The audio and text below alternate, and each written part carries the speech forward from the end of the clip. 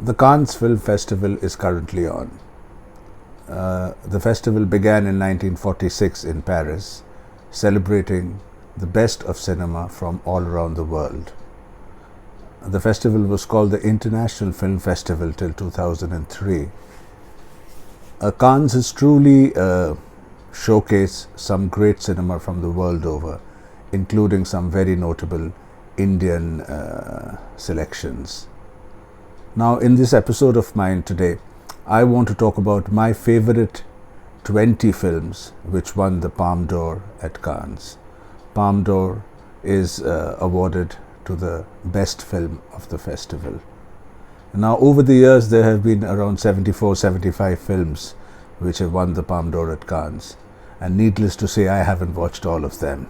So my favorite 20 films will only be based on what I have seen out of those many movies that have won the award.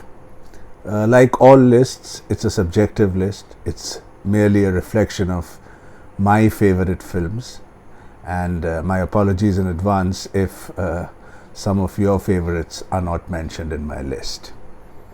As always with my list, these 20 films are not in any particular order.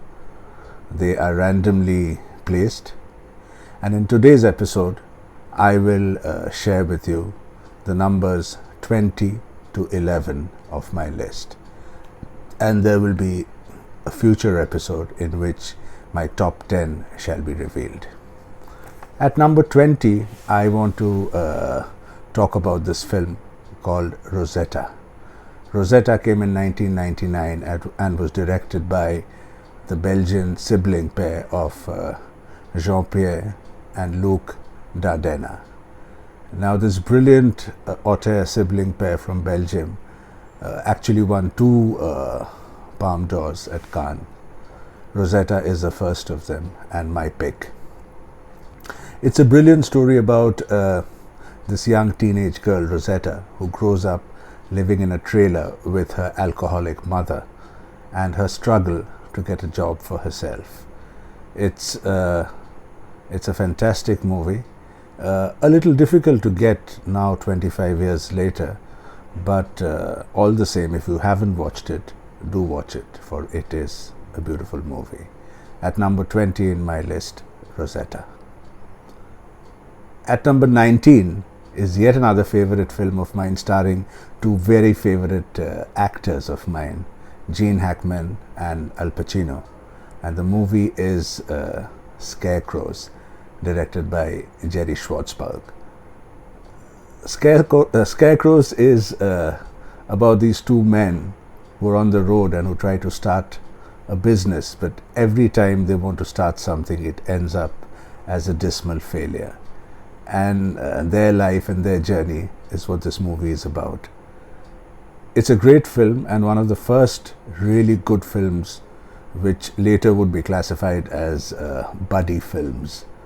It's a great film which finds both Gene Hackman and Al Pacino at their best, and it was really at the peak of both their careers that this film came.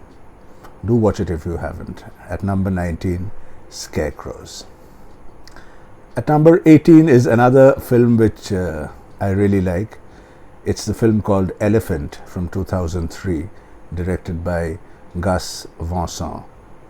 Elephant is an emotional film based on the tragic shootings at Columbine University in USA. Some of you would remember the great documentary made by Michael Moore called Bowling for Columbine, which also covered the same tragedy. And Elephant is an epic film. The treatment is very documentary-like, but it has a very, very strong emotional resonance, which will hit you. A brilliant film. At number 18, Elephant by Gus Van Sant. At number 17 is a film by a personal favorite director, Nuri Bilge Ceylan from Turkey, and his film from 2014, Winter Sleep. That is my selection at number 14. Winter Sleep is this slow burn of a movie which talks about class inequities, about human beings, about family, and ultimately about life itself.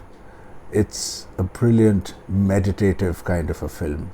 Just watch it and get engrossed by it. It's a slow burn, but you will find yourself fully invested in it once you devote the opening few minutes to this film. A beautiful, beautiful film by Nouri Bilge Ceylan. Winter Sleep is at number 17. At number 16 is yet again another favorite director of mine, Mike Leigh, and his 1996 film Secret and Lies. Secret and Lies talks about this woman who goes in search of her real life parents after her adoptive parents have passed away. A very emotional film, and poignant and heartbreaking at the same time. Secret and Lies is one of Mike Leigh's best films and one of my favorites. It's at number 16 in this list. At number 15 is a movie by a director who is virtually a painter on screen. Every film of his is visually so evocative and so beautiful, so stunningly, breathtakingly beautiful. And the filmmaker is none other than Terrence Malick. And the film I'm talking about today is Tree of Life. Tree of Life is a Palme d'Or winner and at number 15 in my list. Do watch it definitely if you haven't. At number 14 comes again a film by one of my very favorite directors, and he is someone I discovered completely by chance. He is none other than Ermanno Olmi, the Italian director, known for his films on naturalism, and one of the great and one of the last exponents perhaps of Italian neorealism.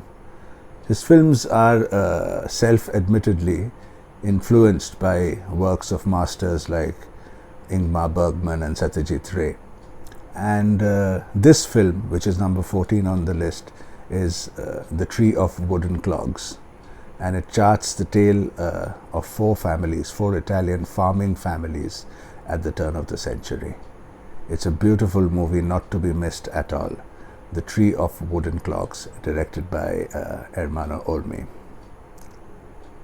At number 15 comes The Wind That Shakes the Bali, the 2006 film directed by British filmmaker Ken Loach. Now, Ken Loach is an explosive filmmaker, and almost every subject that he deals with demands that kind of volatility, that kind of explosive nature of filmmaking, which Ken Loach is known for. And The Wind That Shakes the Bali is also such a film. It's a film about two brothers who fight on the same side for the Irish army for their war of independence against Britain. But as a truce is called for, a civil war erupts, making the two brothers on opposite sides of each other in that civil war. This is what the movie is about, and it's, as I said, it's a brilliant, brilliant movie by Ken Loach. Won the Palme d'Or, The Wind That Shakes the Bali from 2006. At number 12 is a movie which was pretty controversial when it won the Palme d'Or. Like most awards, Cannes is also not devoid of controversies and some conflicting decisions. Now, this movie, directed by Abbas Kiarostami, called The Taste of Cherry, had very, very polarized opinions. One of my favorite reviewers, Roger Ebert, called it mind-numbingly boring. But for once, I don't agree with Roger Ebert, and I think it's a beautiful movie. It's a story of a man who drives around Tehran looking for someone who will bury him under a cherry tree once he commits suicide. And it's a slow burn. It is languid in its pace, but make no mistake, it is a fantastic film. It is a beautiful film, and do watch it if you haven't, and let me know which side of the polarized opinions on The Taste of Cherry do you belong to. Do let me know. At number 11 is again a wonderful, wonderful film from 1957, and it's called The Cranes Are Flying, directed by Mikhail Kalatozov. It's one of the best anti-war movies I have seen.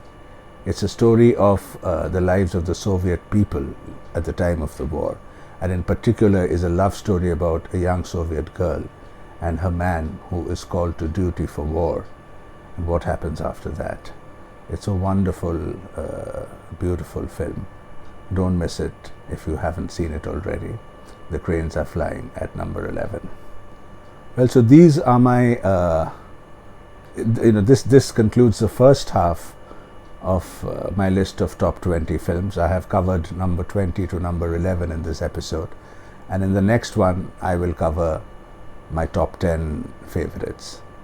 Do let me know what you think of this episode, and until the next time, bye bye.